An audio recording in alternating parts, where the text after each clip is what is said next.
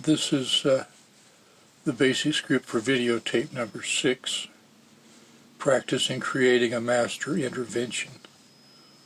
And in this tape I want to begin to introduce some of the categories of the development of thinking skills in the mind-brain complex that Fischer talks about. He has a chart with age ranges in it, beginning with 7 and 8-year-olds, going up to 21 to 23-year-olds. And I want to put down the basics of this. He does a number of charts in his studies that speak to these categories, and so this is just the beginning to get started, and we'll try to round it out with some of his other charts that might add more detail to it. The idea is to design activities that are specifically targeted toward minds at the following levels of the emergence of thinking skills. Please remember now, we're talking about when the ability to think begins to emerge in the mind-brain complex of a normal human being.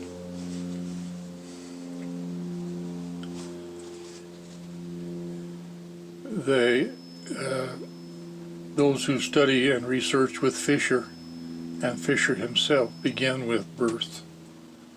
But I haven't taken up my studies, although I'm familiar with it. My point of emphasis begins with 7 and 8-year-olds. Now, the reason for that was that I was very curious about what was going on that permitted the Lord to say, when they begin to become accountable before me, that they should be baptized, and that at that time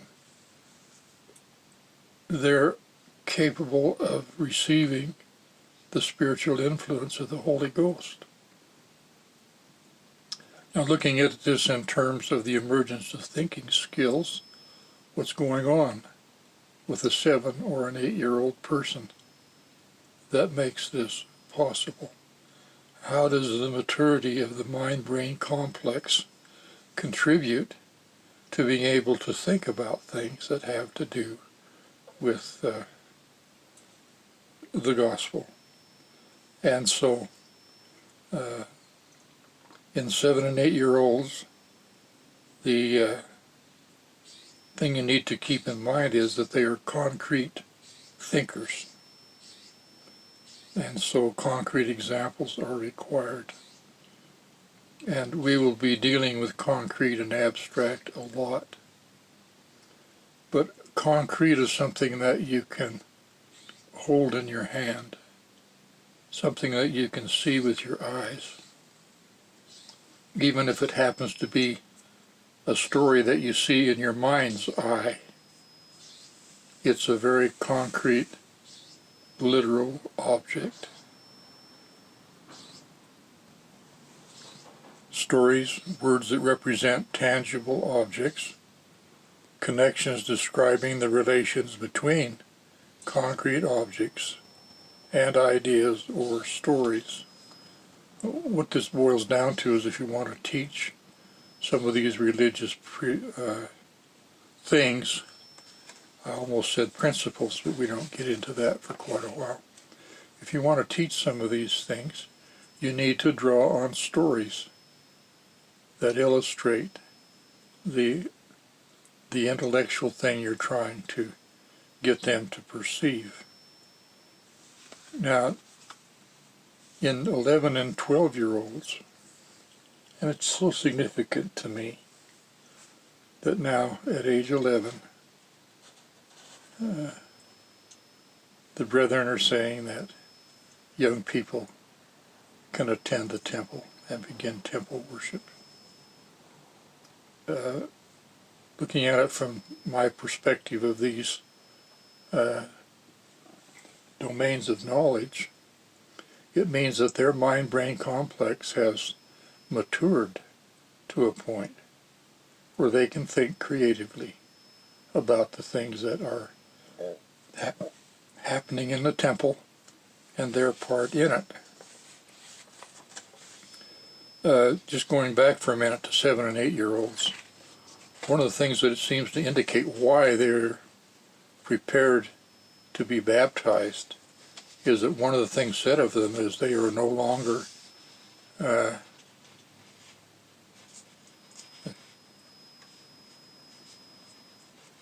two words are centric, ethnocentric, and anyway, they are no longer stuck in the idea or frame of mind that the world rotates around me, it's all about me. No one else has any existence or importance or standing. It's just me. And then they get into a phrase where they can begin to allow for the fact that other people have feelings and needs and desires. And when they get to that stage, then they can truly begin to interact and work with people on a much wider basis. And so they can be sensitive, they can be sincere, they can be sympathetic, they can recognize kindness and unkindness, and just any number of things at the 7 or 8 year age level that would permit them to be accountable for their actions and choices in their disposition and actions towards others. Now moving on to 11 and 12-year-olds, says they have an emerging ability to combine concrete items and ideas into a single abstract category. Faith is an abstract label that can describe several concrete objects or ideas or stories. This may be well why the Lord taught in parables, giving concrete examples of very powerful abstract ideas. Just think about the Good Samaritan, for example, or any number of these. He was teaching a multitude of average and ordinary people who had not had the advanced training that the schoolmen of the time had, and their minds were not developed. It wasn't that they didn't have the capacity, but it just hadn't been awakened and actualized in their lives yet. And so this was his entry level. And this is very true with the 11 and 12-year-olds, taking a number of stories, examples, words, concepts, ideas. They can elaborate them into a single thing, saying these are examples of faith. So they're concrete, literal examples, but they're examples of an abstraction called faith. Now, one of the ways of getting your mind around this is to realize that a definition of an abstraction, in the way we're going to use it, is that it's something that's held in the mind. It can be pictured and held in the mind. And learning how to manipulate these things in the mind is part of the maturation process of the mind-brain complex. As the mind gets more complex, it's better able to hold concrete objects and ideas and mold them into a single abstraction. And at that age group, at that age, 12-year-olds, they can think about single abstractions. And you can introduce them to many abstractions. Various things: faith, loyalty, love. It's just an innumerable number of things that you can do by illustrating them with concrete examples. It's so important, such a powerful tool when you learn to do this deliberately and you begin to lay a foundation of abstract thought. emerging from concrete thinking. That helps them change and learn and grow in their minds to mature, to be able to use the capacity that they're getting. One of the things that we'll run into again and again is that the development of a human mind is a joint venture process between the person and the environment. Now, if the environment is not helping this person through this process, it doesn't happen. The human mind cannot pull itself up by its own bootstraps. And when you think about it, the whole plan of salvation is conceived around these ideas. We work together. We serve one another. We create organizations that nurture and teach and help us to achieve that capacity that the Lord is building into our minds. That's what makes, I hesitate to use the word teaching. I don't like it in the terms of the things that we're trying to talk about here. But that's why when you are creating an intervention, you need to take into thought and mind where the person is, what they're capable of doing. And if you're teaching abstract mappings or systems of systems to a 12-year-old, you're spinning your wheels, wasting your time, maybe doing more damage than you are good. It's the patient, careful building of the foundation. Somewhere else I said that parents were teaching their children 5,000 words before age 5. I ran across that again yesterday. It's 50,000 words that they're teaching their children by around age 5. Now, they won't be great, complex, abstract words, but just words that describe the world around them and help them to understand where they are oriented in life. So this needs to continue if you're dealing with 11 and 12-year-olds and you want them to come along with you.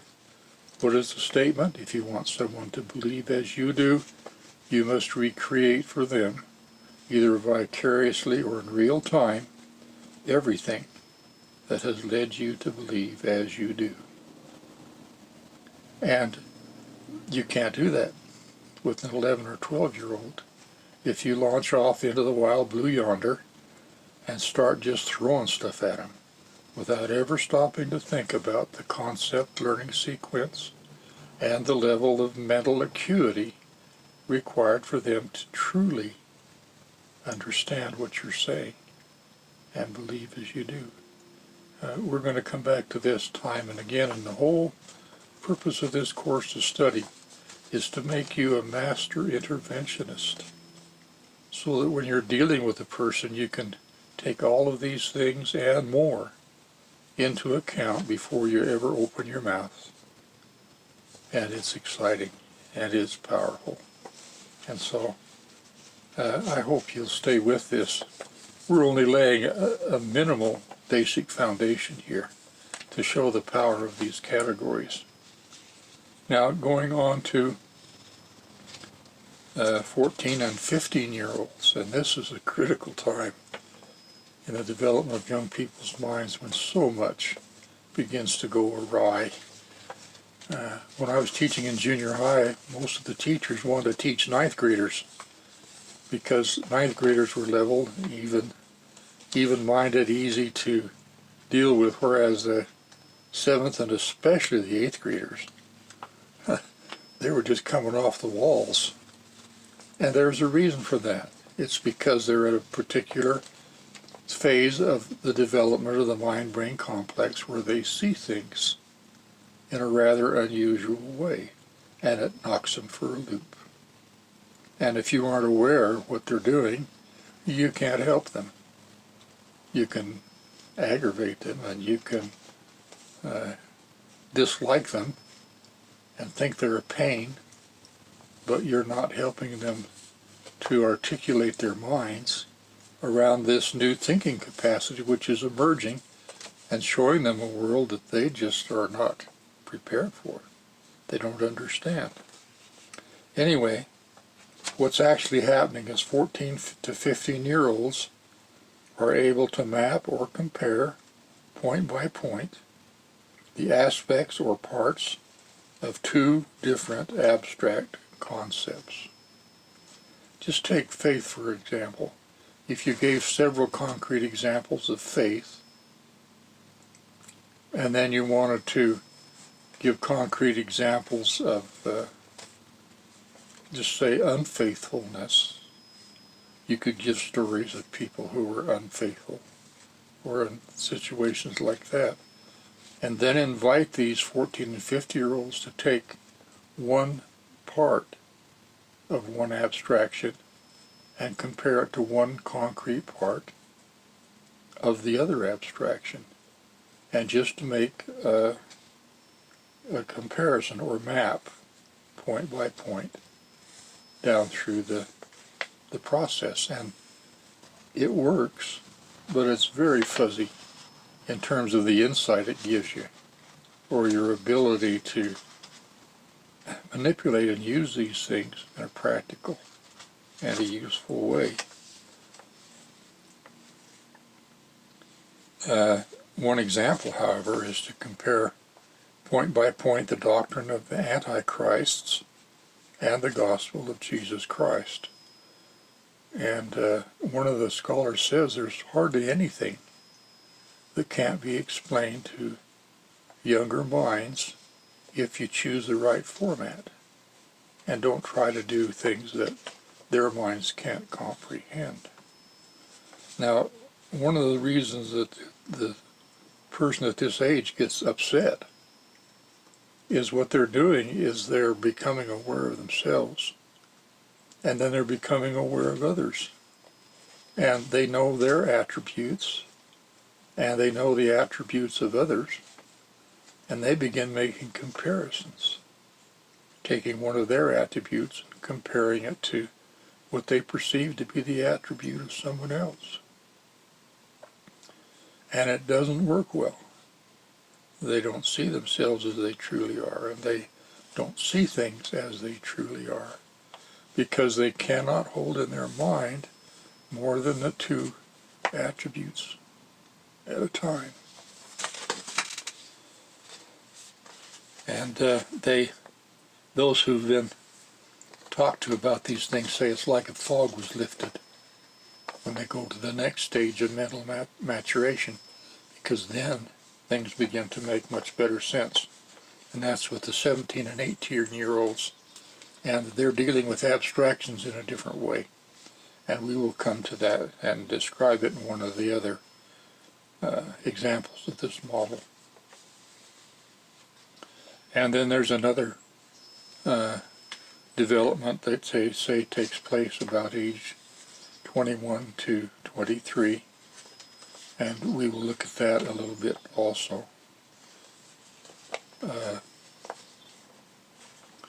One of the things that's so important to understand is these things, especially beyond age 17 or 18, if the environment is not involved in helping the person develop their mind-brain complex, it does not happen.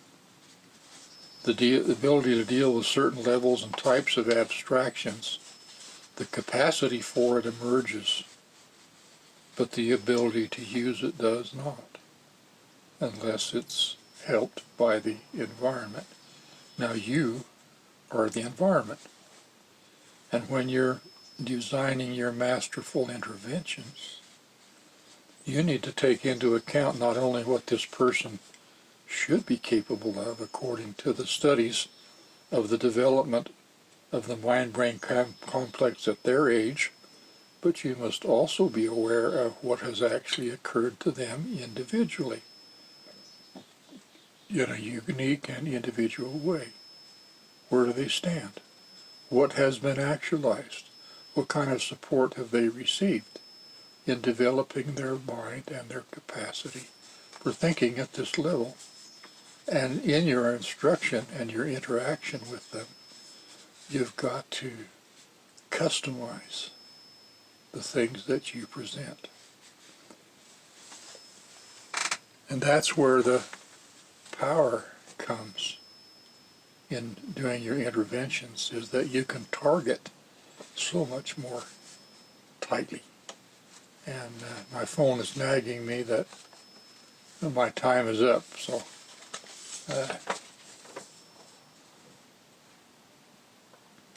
I'm going to pause this now and then